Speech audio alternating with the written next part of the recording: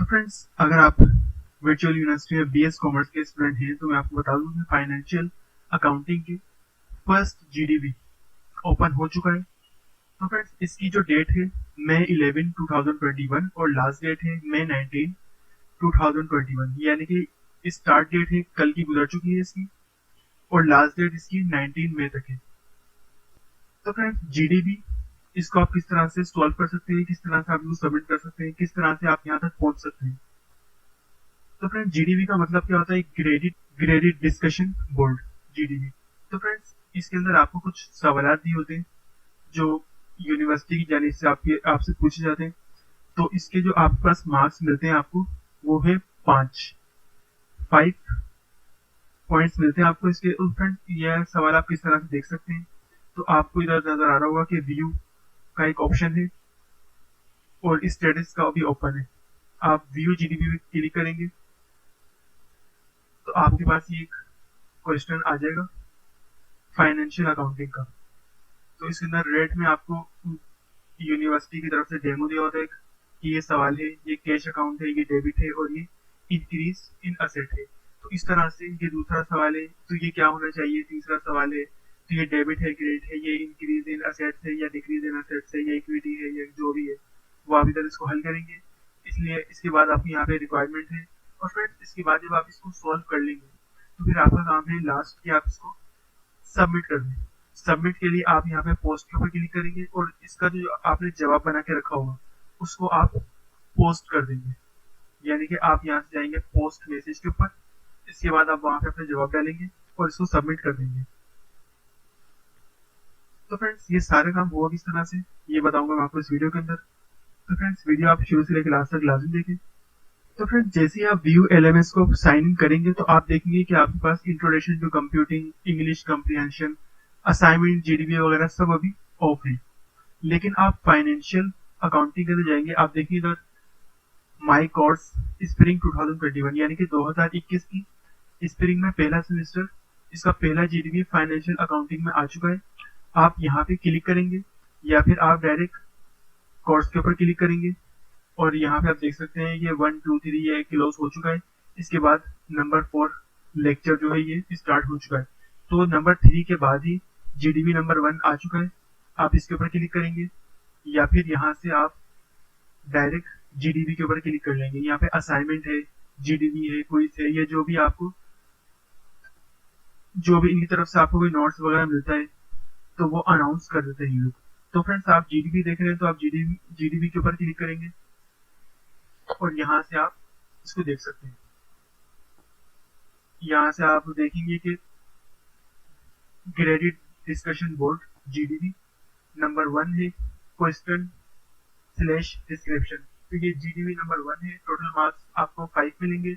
Starting date है मई 11 2021, यानी कि कल से स्टार्ट हो चुका है और इसकी एंड डेट है, लास्ट डेट मई 19 2021। स्टेटस का ओपन है अभी और ये 19 मई तक ये ओपन ही रहेगा। और व्यू जीडीबी आप यहाँ से इसको चेक कर सकते हैं। तो फ्रेंड्स, सबसे पहला क्वेश्चन ये है कि जीडीबी होती क्या चीज है?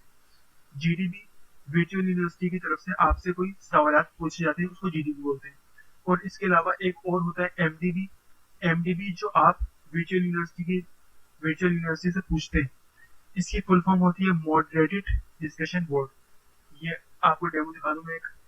ये आप जब जाएंगे फाइनेंशियल अकाउंटिंग या किसी भी कोर्स के अंदर और आप किसी लेक्चर के ऊपर क्लिक करेंगे, यहाँ से आपने क्लिक कर लिया इसको, तो आप देखेंगे यहाँ पे कि ये देखिए मॉडरेटेड डिस्कशन बोर्ड। अब ये थोड़ा सा लोड ले रहा है।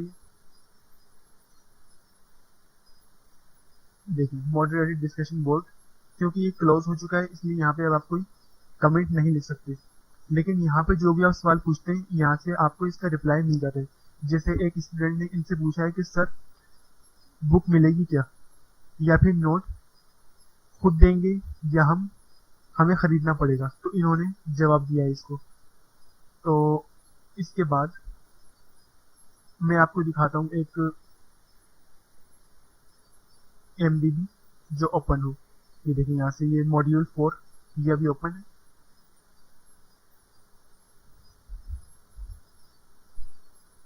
और आप यहाँ पे आके देखेंगे कि ये मॉडरेटेड डिस्कशन बोर्ड अभी ओपन है, 184 क्वेश्चन है इसके। तो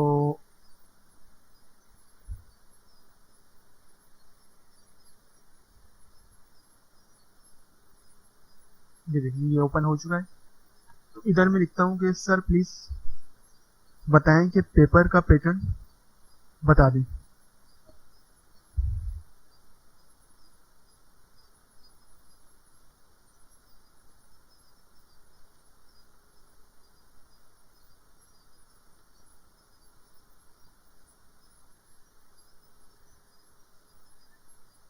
मैंने लिखा सर प्लीज पेपर का पैटर्न बता दें। तो अभी ये लोड लेगा और बताएगा कि कितनी आपने कोई मिस्टेक करी है। ये देखिए मिस्टेक कोई नहीं है मेरी, बता दें ये इंग्लिश में कुछ आता ही नहीं है। तो आप देखिए कि अगर आपका क्वेश्चन यहाँ पे सही है तो आप इसको यहाँ से सेंड कर देंगे। यहाँ पे सेंड का ऑप्शन है, यहाँ से आप तस्वीरें वगैरह ले सकते हैं या फिर यहाँ से आप डायरेक्ट वॉइस मैसेज कर सकते हैं। तो आपको अब सेंड करना है तो आप यहाँ पे क्लिक करेंगे।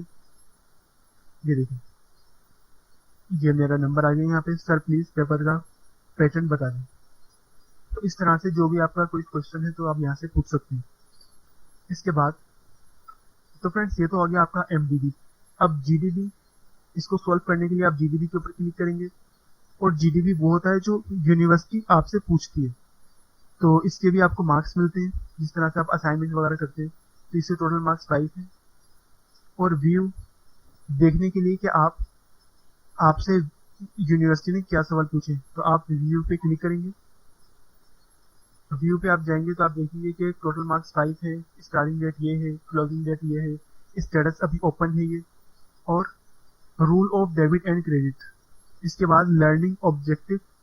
तो फ्रेंड्स ये आपसे पूछ रहा है to understand the application of rule of debit and credit in accounting, यानी कि अकाउंट्स में डेबिट और क्रेडिट के कायदे को समझने के लिए ये आपको दिया गया है। तो जीडीबी इसके अंदर फर्स्ट आपको दिखाएगा the transaction, second particular account, third nature, debit और credit, number 4 applied rule of debit and credit. तो इसमें आपको एक डेमो दिया होता है यहाँ पे, investment of cash for ₹3,50,000 in made in business by the owner. तो यह सवाल व्यू ने पूछा है और व्यू ही इसका जवाब दे रहा है क्योंकि ये रेड में हाईलाइट हुआ है। और ये बता रहा है आपको पार्टिकुलर अकाउंट जो है यानी कि ये हेड कहलाएगा कैश अकाउंट, नेचर डेबिट और क्रेडिट में ये कहलाएगा debit, applied rule of debit and credit ये कहलाएगा इंक्रीज इन असेट, यानी कि investment of cash of ₹3,50,000 in made in business by the owner, यानी कि ओनर ने इसको इन्वेस्ट किया है, 3,50,000 को इन्वेस्ट किया है बिजनेस में। तो ओनर के पास से गया तो ये डेबिट कहलाएगा, लेकिन कैश आपका असेट कहलाता है। 3,50,000 ये वैल्यू होती है बड़ी, तो ये इधर लिखा है इंक्रीज इन असेट। और इसके बाद जो आपको खुद से सॉल्व करना है, तो ये डेमो तो हो गया आपका रेड हाईलाइट जो उन्होंने किया है। इसके बाद सेकंड जो आपका क्वेश्चन है, purchase good of ₹6 lakh on account. तो ये आपसे पूछ रहा है परचेज गुड, गुड कहते हैं माल को, और परचेज यानी कि आपने माल खरीदा है 6 लाख रुपए का। तो इस तरह से जो भी आपका जवाब होगा, ये डेबिट है या क्रेडिट है, जो भी ये मैं आपको बताऊंगा इसी वीडियो के अंदर, ये इंक्रीज है या डिक्रीज है थोड़ी देर में आपको पता चल जाएगा ये सब। इसके बाद जो रिक्वायरमेंट ये आपसे मांग रहा है, तो फ्रेंड्स ये आपसे कह रहा है कि you are required to mention the nature of given account. ये जो आपसे पूछ रहा है इधर डेबिट है क्रेडिट है, either debit or credit, and the rule of debit and credit to be applied as per modern classification of accounts for all accounts mentioned against each transaction. Red highlight यानी कि इन्होंने red highlight किया है। Red highlight transaction is given as a sample for understanding to attempt the other missing particular of given transaction, यानी कि आपको दिए गए अकाउंट्स डेबिट और क्रेडिट की नोयत पर यह ट्रांजैक्शन के खिलाफ मज़कूरा तमाम अकाउंट्स की जदीद दर्जाबंदी के मुताबिक करने वाले डेबिट और क्रेडिट के कवायद का जिक्र करना ज़रूरी है। रेड हाईलाइट के अंदर ये जो आपको दिखा रहा है यहाँ पे, तो इसके अंदर लेन देन की गुमशुदा दीगर तफसीलात की कोशिश करने के लिए, समझने के लिए नमूने के तौर पर आपको दिया गया है कि इन्होंने आपसे एक सवाल पूछा और उसका जवाब खुद से दिया है, जिसे समझाने के लिए कि जवाब देना किस तरीके से। इसके बाद ये आपसे दूसरा नोट एक पूछ रहा है रेड हाईलाइट के अंदर। ये कह रहा है कि partition correct treatment is any transaction has no marks to be careful while providing the answer. तो ये आपसे कह रहा है कि इसके अंदर आपसे जो भी इसने सवालात पूछे इसमें कोई एक सही टिक नहीं है, सही निशान नहीं है, या फिर कोई एक जगह इन्होंने मार्क नहीं किया है। तो आपको एहतियात के साथ एक चीज, इसका आंसर जो है वो प्रोवाइड करना है आपको। और इसके अलावा जो इसने आपसे पूछा है कि be concise and avoid unnecessary detail to attempt the given question, यानी कि हद से ज्यादा जवाब ना दें या फिर इतना लंबा जवाब ना दें जिसकी जरूरत ना हो, या फिर सिर्फ इतना जवाब दें जिसकी जरूरत हो, जरूरत से ज्यादा जवाब ना दें। इसके बाद ये आपसे बोल रहा है कि इम्पोर्टेंट इंस्ट्रक्शन, यानी कि your discussion must be based on logical fact, यानी कि ये जो भी आप जवाब दें ये आपका अपना ज़हनी होना चाहिए, यानी कि आपके अपने अल्फाज होने चाहिए। और नंबर 2 ये आपसे पूछ रहा है do not copy or exchange your answer with other student two identical slash copied comment will be mark 0 and may damage your grade in the course, यानी कि ये आपको किसी स्टूडेंट से चेंज नहीं करनी, तब्दील नहीं करनी या फिर कॉपी नहीं करनी, बसूरत आपके मार्क्स जो है वो नहीं मिलेंगे या फिर मार्क्स बिल्कुल 0 होंगे। और इस तरह से आपका ग्रेड भी खतरे में आ सकता है या ग्रेड आपका डैमेज हो सकता है। इसके अलावा जो थर्ड है आपका ignore answer should be strictly avoid, obnoxious or ignorable answer should be strictly avoided, यानी कि इस तरह का जवाब ना दें जिसकी जरूरत ना हो, गैर इखलाकी या इस तरह के जवाबात से परहेज करें। इसके बाद लास्ट आपको ये बता रहा है कि question slash queries related to the content of the GDB which may be posted by the students on MDB or via email will not be replied till the due date of GDB is over। तो friends मैंने बताया आपको MDB क्या होता है, यानी कि MDB वो होता है जो आप यूनिवर्सिटी से पूछते हैं। तो इसके बारे में आपको ये बता रहा है कि GDB से मुतालिक सवालात या फिर वो सवाल जो तलबा MDB या ईमेल पर पोस्ट करते हैं, GDB के मुकर्रर तारीख खत्म होने तक जवाब नहीं दिया जाएगा कि आप पास हैं या फेल हैं या फिर क्या नंबर आए हैं। तो फ्रेंड्स इसके बाद मैं आपको बता दूं कि आप किस तरह से इसको सॉल्व कर सकते हैं। इसके बाद मैं आपको बताऊंगा कि आप किस तरह से इसको सबमिट कर सकते हैं और सबमिट करने का क्या तरीका होता है। तो फ्रेंड्स आपको करना क्या है कि आप यहाँ से इसको सब कुछ कॉपी कर लेंगे और इसको पेस्ट कर लेंगे अपने पास वर्ड या एक्सेल के अंदर, या उसके अंदर पेस्ट करेंगे जो आप यूज करते हैं इसको। तो मैंने इसको यहाँ पे पेस्ट किया है अभी एक्सेल के अंदर, और इसके साथ साथ मैंने इसका जवाब भी दे दिया है कि इसके अंदर क्या आएगा। तो फ्रेंड्स शुरू में तो आपको पता है कि वर्चुअल यूनिवर्सिटी की तरफ से आपको एक नमूना दिया है कि ये सवाल है, इसका ये पर्टिकुलर अकाउंट है या ये हेड है, तो इसका नेचर ये है कि डेबिट है या क्रेडिट है। इसके बाद apply rule of debit and credit, तो इसका जवाब क्या होना चाहिए। इसके बाद आपको सिर्फ इतना दिया होता है, बाकी ये जो है कि डेबिट है क्रेडिट है या फिर इंक्रीज इन एक्सपेंसेस ये वगैरह सब कुछ आपको खुद से फिल करना है। तो फिल करने का क्या तरीका है, ये आपको बता रहा है कि purchase good of ₹6 lakh on account. Purchase good यानी कि आपके पास आपका खर्चा हुआ है, आपने कोई चीज खरीदी है। गुड कहते हैं माल को, परचेज कहते हैं खरीदने को, यानी कि आपने माल खरीदा है 6 लाख रुपए का। तो माल खरीदा है, आपके पास से पैसे गए हैं, माल आपके पास आया है, तो पैसे आपके पास गए हैं तो आप इसको ट्रांजेक्शन करेंगे डेबिट साइड के अंदर, और ये आपका कहलाएगा इंक्रीज इन एक्सपेंसेस, यानी कि आपने माल खरीदा है, पैसे दिए हैं, तो आपके अखराजात बढ़ गए, और इसके आप लिखेंगे डेबिट साइड के अंदर, और इधर आप लिखेंगे इंक्रीज इन एक्सपेंसेस। और इसके बाद आपका अगला क्वेश्चन है कि received commission of ₹10,000, receive commission, यानी कि आपके पास आपको रिसीव हुआ है कमीशन, तो ये हो गया आपका क्रेडिट। तो फ्रेंड्स ये आपका क्रेडिट साइड के अंदर आएगा, क्योंकि आपके पास रिसीव हुआ है और कमीशन आपको मिला है, तो कमीशन आपकी इनकम कहलाएगी। तो आप लिखेंगे इंक्रीज इन इनकम। देन आपसे पूछ रहा है कि sold good of ₹2 lakh on credit basis, यानी कि सोल्ड गुड, माल आपने बेचा है। इस बार फ्रेंड्स आप माल बेच रहे हैं, माल जब आप बेचते हैं तो आपके पास से माल जाता है और कैश आपके पास आता है। तो आपके पास कैश आया, माल आपने बेचा है, आपके पास कैश आया, तो आप इसको लिखेंगे रिसीव के अंदर, यानी कि क्रेडिट साइड के अंदर, और आपका कहलाएगा इंक्रीज इन इनकम, यानी कि आपकी इनकम बढ़ गई, आपने माल बेचा है। तो एक तरह से ये आपकी सर्विस कहलाएगी या फिर आपका बिजनेस कहलाएगा। आपको किसी भी तरीके से आपके पास मुनाफा हो तो उसको आप लिखेंगे इंक्रीज इन इनकम के अंदर, आपकी इनकम बढ़ जाएगी। तो फ्रेंड्स इसके बाद आपसे पूछ रहा है कि goods return from customer of ₹15,000, यानी कि गुड रिटर्न हुआ है, माल आपने किसको दिया है, दोबारा से आपने किसको माल दिया है, तो माल आपने दिया है, आपके पास पैसे आएंगे। तो फ्रेंड्स आप इस तरह सारे सवालात इधर हल कर लेंगे। तो आप इधर लास्ट में देखेंगे good return from customer of ₹15,000, तो आपने माल रिटर्न किया है, तो माल आपने दिया है, पैसे आपके पास आएंगे, तो ये हो गया क्रेडिट। और आपके पास पैसे आए हैं तो आप इधर लिखेंगे इंक्रीज इन इनकम। तो फ्रेंड्स मैंने इधर जवाब यहाँ पे तैयार कर लिया है।